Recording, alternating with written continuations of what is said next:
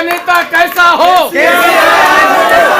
BRS party सदैव यस्सिर ली अमरी वहलुल उक़दतम मिन लिसानी यफ़क़हू क़ौली।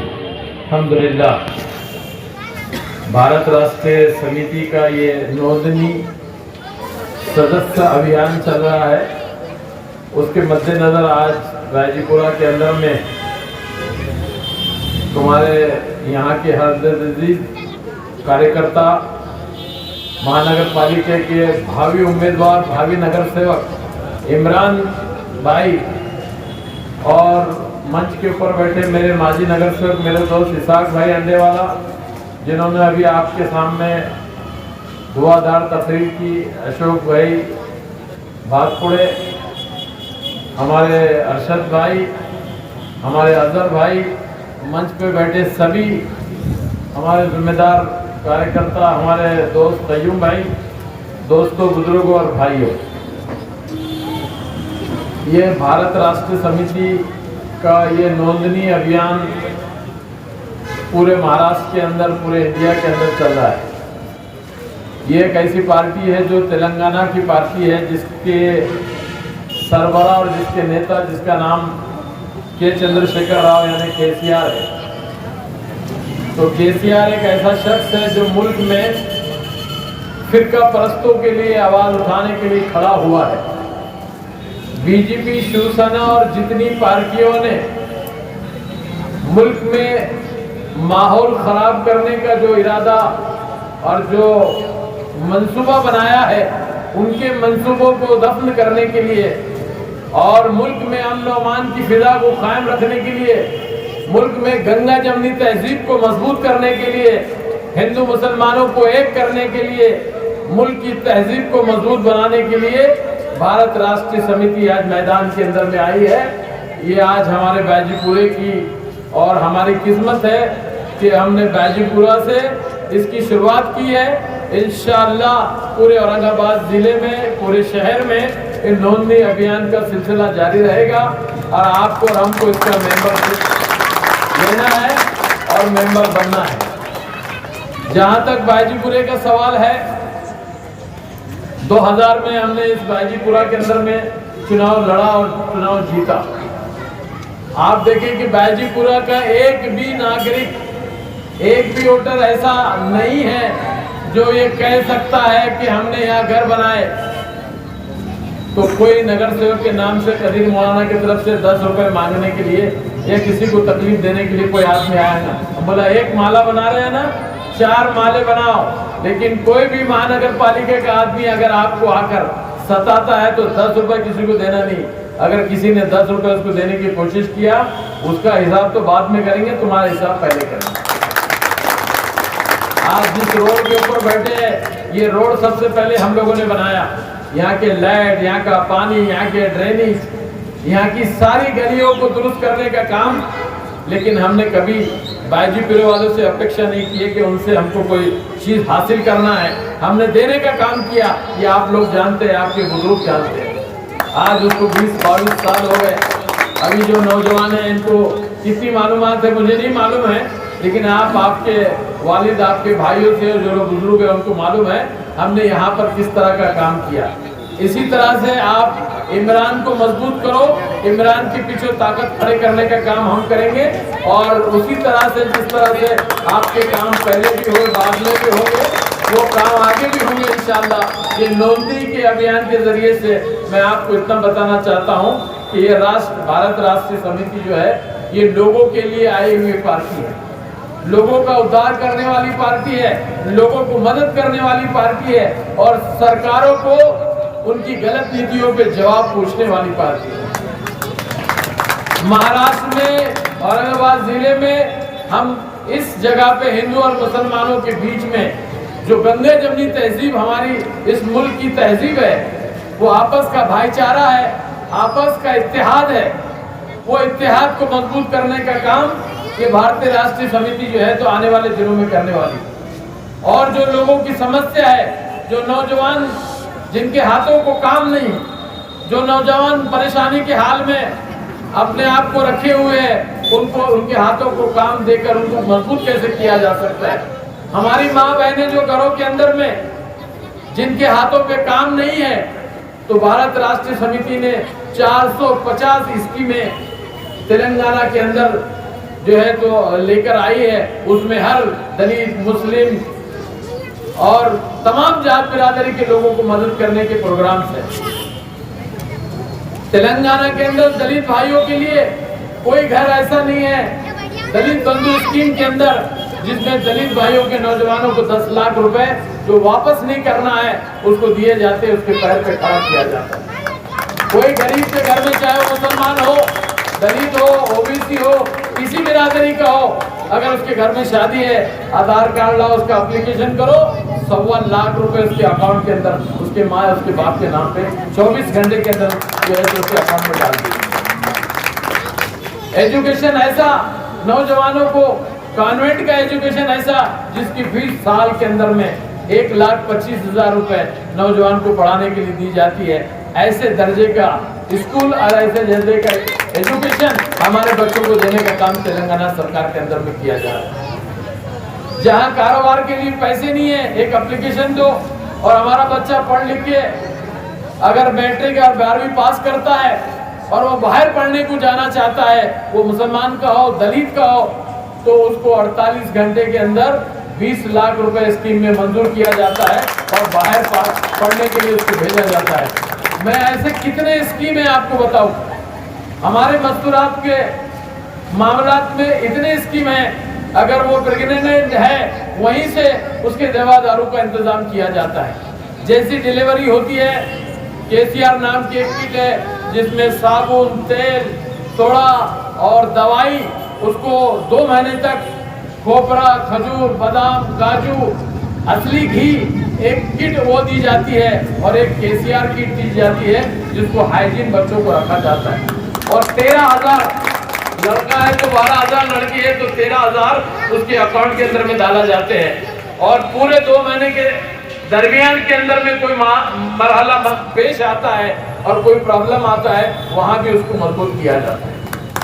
एक काश्तकार खेती में काम करने वाला, उसको 1 एकड़ को पेरने के लिए 10,000 रुपए दी जाते हैं। बीच में उसको खत दिया जाता है पर एकड़ में। अगर काश्तकार अगर खुदा न खास्ता किसी वजह से मौत हो जाती है तो 5 लाख का बीमा उसका किया जाता है, 5 लाख रुपए उसको दिए जाते हैं। भारत राष्ट्र समिति का तुम मेंबर बन गए, तुम उसके सदस्य बन गए और तुम सदस्य बनने के बाद खुदा न खास्ता एक्सीडेंट मौत होती है या अचानक मौत हो जाती है तो 2 लाख रुपए का उसका बीमा करा हुआ है पार्टी ने, तो 2 लाख रुपए उसको मिल जाते हैं। बहुत सारे ऐसे स्कीम है, मैं उसको किसी मौके पे आपको गिनाऊंगा, लेकिन आने वाले दिनों में आपके जो कायद है, आपके साथ जो लीडरशिप कर रहे हैं, वो आपको सारी तफसीलात से आगाह करेंगे। आने वाले दिनों में मैं इतना ही बोलना चाहता हूँ कि हमने सेकुलर जमातों को देखा है। 30 साल से हम कांग्रेस, राष्ट्रवादी और ये सेकुलर जमातों के साथ हमने काम किया है। दलितों को, मुसलमानों को, ओबीसी को, लोगों को हम चांद लाकर तुम्हारे हाथ में दे देंगे, तारा तोड़ के तुमको दे देंगे और ये कर देंगे करके पूरे हिंदुस्तान के अंदर में मुसलमानों को और दलितों को और छोटे मोटे समाज के लोगों को गुमराह करने का इन पार्टियों ने काम किया है। लेकिन आज कोई ऑप्शन हमारे पास नहीं था। आज एक अच्छा ऑप्शन केसीआर के रूप में हमारे सामने आया है। ये एक ऐसी सरकार तेलंगाना में मजबूत हुई है जिसकी दानत है लोगों की मदद करने की। वो जो काम तेलंगाना में कर रहे हैं, आने वाले दिनों में वही काम महाराष्ट्र के अंदर में करने का काम किया जाए। इसके लिए हमको और आपको बेस रूट से पार्टी को मजबूत करना है। इसकी मेंबरशिप लेकर आने वाली महानगर पालिका के अंदर में हमारे एक वार्ड के अंदर में एक हमारे माँ और बहनों के मसाइल के ऊपर काम करना है। बस्तियों के डेवलपमेंट पे काम करना है। जो हमारी जरूरतें हैं, जो हमारी परेशानियां हैं, उसके ऊपर काम करना है। लोगों को कैसे मजबूत कर सकते हैं, नौजवानों को काम कैसे दिला सकते हैं, नौकरियों पे कैसे भेज सकते हैं, लोगों को करीब कैसे कर सकते हैं, उनके मसाइल पे कैसे काम किया जाता है, ये सारे स्कीमें 450 स्कीमें जो है तेलंगाना सरकार ने अपने सरकार में रखी है। उसी धरती पे वही पैटर्न जो तेलंगाना में है वो महाराष्ट्र के अंदर में हम जो ला रहे हैं। अभी 40 से 50 माजी एमएलए एक्स एमएलए और कंटेस्टेड उम्मीदवार जो थोड़े थोड़े वोटों से हारे हैं, बड़ी तादाद के अंदर उन लोगों ने प्रवेश किया है। एज इट इज महाराष्ट्र के अंदर मैं आपको सिर्फ इतना जाते जाते बताना चाहता हूँ कि महाराष्ट्र में केसीआर के बगैर यहाँ की सरकार नहीं बन सकती, इतनी ताकत तो हम महाराष्ट्र के अंदर कर सकते। और ये लल्लू पंजू छप्पू लोग जो बातें करते हैं, ये जो हमारे हरे गुलाबी झंडे वाले जो बातें करते हैं, इन्होंने तो किराड़पुरे में क्या किया आपने अपने आंखों से देखा। नौजवानों को जेलों में डालने का काम, नाराय तकबीर अल्लाह के नाम पर बेवकूफ बनाने का काम, नौजवानों को वर्गाने का काम, नौजवानों का मुस्तकबिल खराब करने का जो काम इन पार्टियों ने किया है। और बीजेपी और जो फिरका परस्त एमआईएम दोनों एक ही सिक्के के दोनों रुख है। ये इधर से बात करता है, वो उधर से बात करता है, अंदर से दोनों की अंडरस्टैंडिंग है। अरे भाई झगड़ा हुआ, मंदिर में किसने हमला किया? मंदिर में किसी ने हमला नहीं किया। तुम मंदिर में जाके बोलते मैं मंदिर की हिफाजत करने, यानी तुम हिंदू भाइयों का ज़हन खराब करना चाहते हैं कि मुसलमान मंदिर पे वो हमला कर रहे थे इसलिए बचाने को। मैं उसको लोग पत्थर मार रहे थे, अपने आप को बचाने के लिए मंदिर पे भागा, अंदर से खटका लगाया और लोगों को बता रहा कि मैं मंदिर बचाने के लिए। हम लोग मंदिरों की, गिरजाओं की और बुद्ध विहारों की इज्जत करने वाली कौम है, क्योंकि हमारे मजहब ने हमको सिखाया है कुल या अय्युहल काफिरून ला अअबुदु मा तअबुदून वला अंतुम आबिदून मा अअबुद वला अना आबिदुम मा अबदतुम वला अंतुम आबिदून मा अअबुद लकुम दीनुकुम वलिय दीन। हमें सिखाया गया है कि मजहब के मामले में कोई हमको अगर बात करता है, तूने कहो तुम्हारा दीन तुमको मुबारक, हमारा दिन हमको मुबारक, लेकिन हम हिंदुस्तानी भाई हैं, हम मंदिर की भी हिफाजत करेंगे, मस्जिद की भी हिफाजत करेंगे, गिरजा की भी हिफाजत करेंगे, हिंदू भाइयों की भी हिफाजत करेंगे। हम एक दूसरे के इस मुल्क के भाई हैं, अगर जरूरत पड़ेगी एक दूसरों के लिए तो कंधे से कंधा मिला के एक दूसरे के लिए काम करेंगे। ये हमको हमारे इस्लाम ने सिखाया है, हमारे ईमान ने सिखाया है। और हम वो कौम है जो लोगों की मदद करने वाली कौम है, हम झगड़ा लगाने वाली कौम नहीं है, फिरका फैलाने वाली कौम नहीं है। जो पार्टी मुसलमानों के नाम पे आके नौजवानों को भगाने का काम करती है, आने वाले दिनों में उनको अपने जूतों का अगला हिस्सा बताने की हमको कोशिश करना है। वोट का हिस्सा नहीं, जूते का पहला हिस्सा उनको बताने की जरूरत है। इस तरह की हरकत उन्होंने जो यहाँ की है, अल्लाह भी उनको माफ नहीं करेंगे और हम भी उनको माफ नहीं करेंगे। इसलिए आने वाले दिनों में आपको और हमको बीआरएस के बैनर के ऊपर मैं आपको दो नारे मारूंगा। हमारा देश का नेता कैसा हो तो आपको कहना केसीआर जैसा हो, बीआरएस जिंदाबाद, ये दो ही अपने को नारे मारना है। आने वाले दिनों में बीआरएस को पूरे महाराष्ट्र में, औरंगाबाद जिले में आपने देखा हमने 10 दिन के अंदर पूरे जिले में ऐलान किया, 1.25 लाख का मजमा यहाँ पर आया और बीआरएस की और केसीआर का सत्कार किया और ऐलान किया कि आने वाले दिनों में औरंगाबाद जिले में पार्लियामेंट का उम्मीदवार भी बीआरएस का होगा, आमदार भी बीआरएस के होंगे और पूरी महानगर पालिका के कारपोरेटर वो भी बीआरएस के होंगे। बोलो हमारा नेता कैसा हो? बीआरएस जिंदाबाद, बीआरएस जिंदाबाद। हमारा नेता कैसा हो? केसीआर कैसा हो? जय बीआरएस, जय महाराष्ट्र। पाचपुरे साहब आपके सामने पाचपुरे साहब फुले शाहू अंबेडकर, मौलाना अबुल कलाम आजाद, इनको सभी महामानव को मैं अभिवादन करता हूं। और आज यहाँ पर सिर्फ 2 मिनट में मैं अपने कुछ लफ्ज आपके सामने रखना चाहता हूं। दोस्तों, आज भारत राष्ट्र समिति महाराष्ट्र राज्य की तरफ से महाराष्ट्र के पूरे 288 विधानसभा चुनाव क्षेत्र के अंदर काम चल रहा है। ये काम इसलिए चल रहा है कि महाराष्ट्र में जो मौजूद पार्टियां हैं, वो मौजूद पार्टियां चाहे वो कांग्रेस हो, राष्ट्रवादी हो, भाजपा हो या सेना हो, ये पार्टियों के नेताओं ने महाराष्ट्र के 13 करोड़ जनता की निराशा की है, उनका काम नहीं किया है। जो इस तरीके की सियासत महाराष्ट्र में चल रही है, कि महाराष्ट्र की जनता आज परेशान है, महाराष्ट्र का किसान परेशान है, सुसाइड कर रहा है, महाराष्ट्र में बेरोजगारी इतनी बढ़ गई है, हमारे तरुण जो युवा वर्ग है उनको हाथों में काम नहीं है। और ऐसी हालत में महाराष्ट्र के अंदर जो बदलाव होना चाहिए, जो महाराष्ट्र का विकास होना चाहिए, इसलिए भारत राष्ट्र समिति जैसी पूरे तेलंगाना के अंदर जनता का अच्छा काम करने वाली ये पार्टी हमने महाराष्ट्र में आपके लिए लाई है। मेरे दोस्तों, महाराष्ट्र के अंदर भारत राष्ट्र समिति की जरूरत क्यों है, मैं सिर्फ 1 मिनट में आपको बताना चाहता हूं कि महाराष्ट्र के अंदर किसान मर रहा है, बेरोजगार आत्महत्या कर रहा है, उसके तरफ देखने के लिए यहाँ के सियासी लोगों को कोई वक्त नहीं है, उनके पास टाइम नहीं है। लेकिन वहां पर तेलंगाना के अंदर जो मुख्यमंत्री वहां के चंद्रशेखर राव साहब है, वो इस तरीके से तेलंगाना के अंदर काम कर रहे हैं कि अगर कोई बच्चे का जन्म होता है तो जन्म से लेके उनकी योजनाएं शुरू हो जाती है।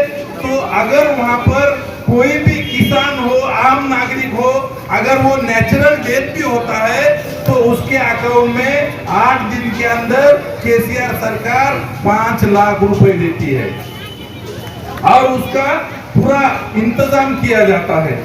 लेकिन हमारे महाराष्ट्र के अंदर जो राजनीति चल रही है वो कुछ इस तरीके से चल रही है कि दो समाज में आपस में भिड़वाओ, दो समाज में आपस में दंगल करवाओ, दो धर्म, दो मजहब के बीच में झगड़ा लगाओ और अपनी राजकीय रोटी सेक लो।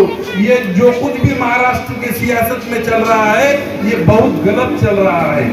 इसलिए हम ये चाहते हैं, आज महाराष्ट्र के जो नेता है, यहाँ की जो सियासत है, यहाँ पे सिर्फ एक ही नारा सब नेताओं का चल रहा है।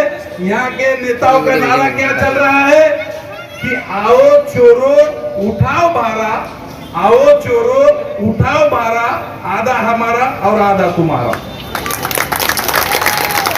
यहाँ के महाराष्ट्र के नेताओं की सियासत कुछ इस तरीके से चल रही है कि सबको अपने अपने जेब भरने की पड़ी है, तुम्हारी जनता की किसी को कुछ पड़ी ही नहीं है। इसीलिए हम ये चाहते हैं कि जिस तरह पंजाब में वहाँ के जनता ने बदलाव किया और वहाँ पर आम आदमी पार्टी की सत्ता आई, उसी तरीके से हम ये चाहते हैं कि महाराष्ट्र में भी बदलाव आना चाहिए और यहाँ पर भारत राष्ट्र निर्माण समिति के जो पार्टी है इसकी सत्ता आनी चाहिए। और यहाँ से हमारे कदीर मौलाना साहब इंशाअल्लाह यहाँ पे इस बार आपको सबको आमदार बन के सबको विधानसभा में भेजना है। और मैं तो ये बोलता हूँ कि कदीर मौलाना साहब इस अकेले इस मतदार संघ में ऐसे शेर है, कदीर मौलाना साहब इस मतदार संघ में अकेले ऐसे शेर है जिसके सामने बड़े बड़े 30 मार्का भी ढेर है। और इसीलिए ऐसे धड़ाड़ी के नेता मौलाना साहब जैसे जो कि अपने समाज को, अपने कौम को अधिकार दिलाने के लिए विधानसभा हिलाने की ताकत रखते हैं, ऐसे मौलाना साहब को हम सबको मिलके उनके पीछे ताकत खड़ी करनी है और हमें उनको चुन के लाना है और विधानसभा में भेजना है। दोस्तों, मैं आपको ये बता रहा हूं कि आज भारत राष्ट्र समिति की जो ध्येय धोरण है, जो योजनाएं हैं, जो जनता को लेके चलने की नीति है, जो अच्छे नेता बनाने की नीति है, वो उसको लेके हम महाराष्ट्र का विकास कर सकते हैं। इसीलिए हम सब ये चाहते हैं कि महाराष्ट्र के अंदर ज्यादा से ज्यादा आमदार हमें भारत राष्ट्र समिति के लाने हैं चुन के। इतना ही मैं यहाँ पर बोलता हूँ और मौलाना साहब से गुजारिश करता हूँ कि आपके दो शब्द यहाँ पर प्रस्तुत करें।